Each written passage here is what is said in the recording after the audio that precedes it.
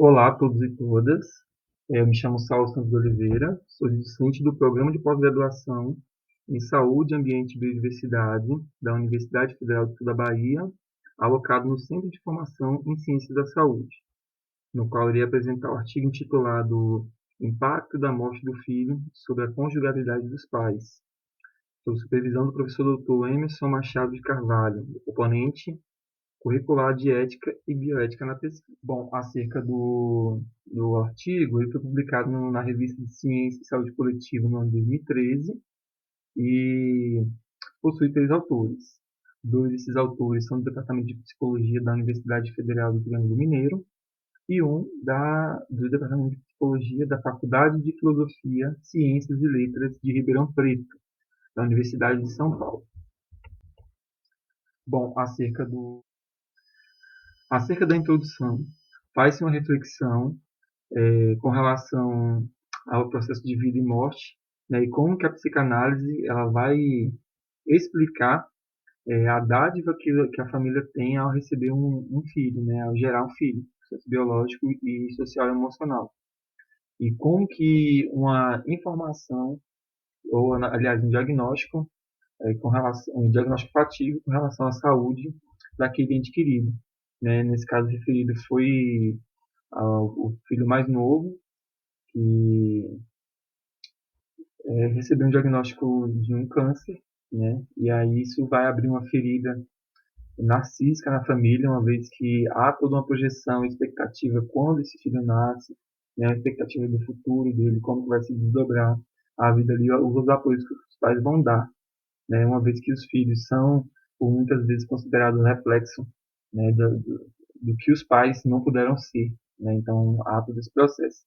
E esse artigo busca falar a respeito do processo de luto dos pais e como que foi esse desdobramento, né? E como que eles necessitaram de um apoio familiar, de um apoio profissional, social e religioso, e de como que essa repercussão dessa notícia impactou na conjugalidade dos pais.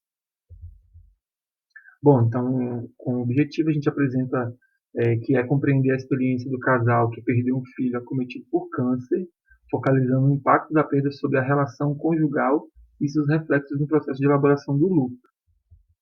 Enquanto componente metodológico, né, esse estudo é de corte transversal, fundamentado na abordagem qualificativa e configura-se no estudo de caso, né, que apresenta um recorte específico da repercussão da morte de um filho devido ao câncer na mente do casal. Enquanto grupo amostral, era um casal heterossexual composto por um homem de 63 anos e uma mulher de 57, que estavam casados há 39 anos. Ainda falando sobre o grupo amostral, essa família é constituída pelo pai, a mãe e dois filhos, no qual o filho primogênito é casado, é pai de duas crianças, e o filho caçula, que descobriu que estava com câncer nos testículos aos 23 anos de idade e chegou a falecer aos 27 anos de idade.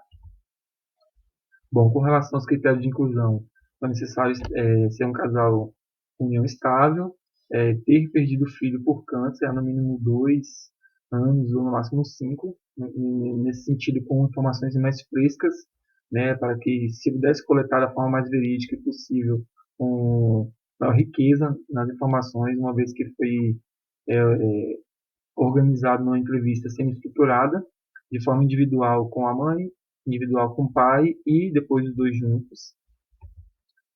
E nesse sentido a gente destaca nos resultados das discussões uma fala da mãe, no qual colocou-se o nome fictício de Margarida, que ela diz assim: a gente continua a mesma coisa, tudo que era assim, só que a gente se uniu mais em partes assim. Acho que a gente tinha que ser unido, ser mais unido. Não que a gente brigue, não briga de jeito nenhum. Só que assim, a gente ficou um pouco distante, entendeu? Bom, e com base nessa fala da mãe que foi retirada da entrevista, é possível perceber como que é organizado as frases, né, a forma que ela se refere ao impacto que deu ali no relacionamento, né, que ela diz que eles não brigam, né, mas que existe um distanciamento, então aquela calorosidade, toda aquela perspectiva, ideia de família, ela toma alguns caminhos diferentes, né, do que foi idealizado no passado. E aí a gente traz também uma fala do pai, que recebeu o nome fictício de Bento, né, no entrevista individual, que ele se refere ao seguinte: as pessoas também ajudam muito, igual lá no centro espírita que a gente vai lá. Nossa, no começo todo mundo vinha conversar. Conversava, consolava a gente, muitas pessoas, que ajudou muito. O processo ajudou muito, sim. Então o pai vem relatando mais no sentido do apoio, né? Então essa família, ela é uma família que viveu dentro de um regime religioso do espiritismo, né? Então como que eles foram lidando com a perda do filho, esse entendimento todo ali, para manter a família dentro de um equilíbrio que não se desfizesse, né? O quanto foi importante ter esse apoio religioso e espiritual ali do ciclo de convivência deles. Bom, e aí destaca esses 5 aspectos importantes, né, que foram colocados em letras do alfabeto, no qual a letra A refere-se à experiência dos genitores diante da morte do filho, né, que é todo esse histórico de vida que eles têm ali, que ajudou nesse arcabouço de recursos que ajudaram no processo de luto. Né? Letra B, com relação aos efeitos da morte do filho na dinâmica conjugal, né? Então aqueles impactos que aconteceram na dinâmica do casal, foi perceptível na fala da mãe e do pai também, de certa forma. Letra C, a percepção acerca do filho falecido de acordo com o momento experienciado pelos enlutados. Então era no momento que o filho estava ali com 27 anos, 26 anos, estava no auge da vida adulta, começando a chegar ali, conquistando alguns objetivos, né, na verdade.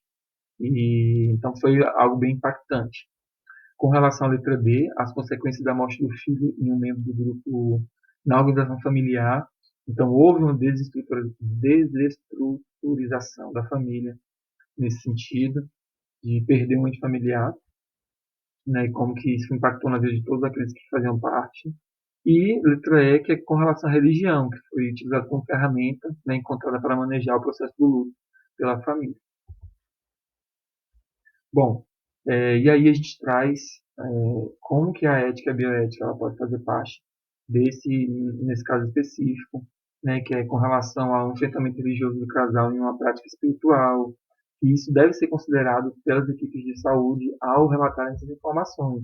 Então, quando uma família chega no hospital ou no centro de saúde e o profissional precisa dar esse retorno para eles do que aconteceu, é, a bioética traz um processo muito mais humanizado, né? Então, tem que respeitar o momento da família absorver essa informação, tem que entender que cada um é cada um dentro da família, então uns podem receber essa informação com um certo tipo de recebimento mesmo, e o outro pode ter muito mais dificuldade, e aí acontecer uma série de casos diversos, né? Seja de violência, seja de choros, seja de sentimentos mesmo ali, é um turbilhão de sentimentos que vem acontecendo. E é nesse sentido que a bioética vem aparecendo nesse artigo específico. Bom, a referência do artigo e muito obrigado por participar desse momento. A gente acredita que esse artigo venha colaborar no sentido de agente multiplicador para o entendimento de como que a relação da bioética pode estar instaurada dentro de casos específicos e também casos generalistas, né, uma vez que é o estudo que compreende como que esses fenômenos biológicos e sociais vão estar inseridos em espaços de saúde e faz a gente ter uma reflexão muito mais ampla com relação a essa temática. Bom, muito obrigado e é isso. Um abraço a todos.